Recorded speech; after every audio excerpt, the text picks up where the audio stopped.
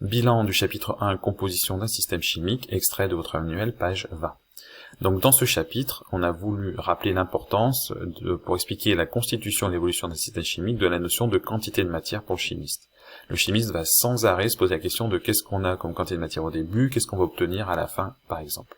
Donc pour cette notion, en fait, on avait besoin de rappeler quand même qu'une mole, c'était un paquet de 6,02 fois 10 puissance 23 entités chimiques.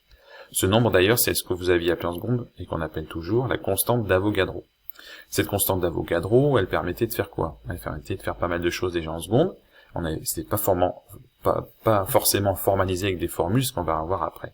À partir de cette définition-là, on peut revenir au nombre d'entités chimiques présentes dans le paquet.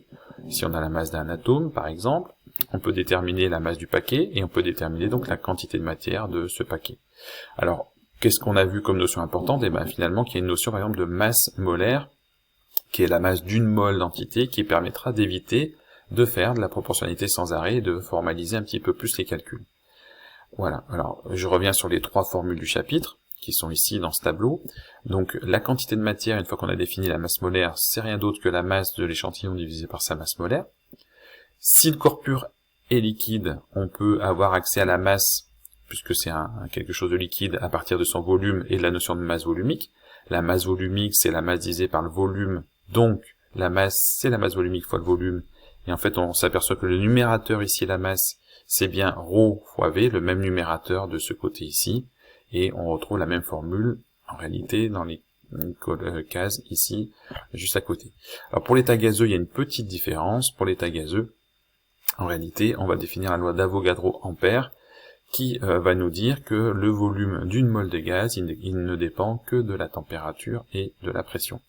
Donc ça veut dire que la quantité de matière, c'est le volume du gaz divisé par le volume molaire des gaz dans les conditions qui seront fixées par l'expérience de température et de pression.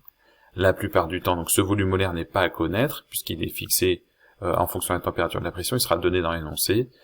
Donc à chaque fois, à vous de repérer ça dans l'énoncé. Donc on retient bien ces 3 formules importantes pour automatiser les calculs de ce qu'on savait très bien faire par proportionnalité en seconde déjà, pour la plupart d'entre vous. Voilà, donc bon courage pour les révisions.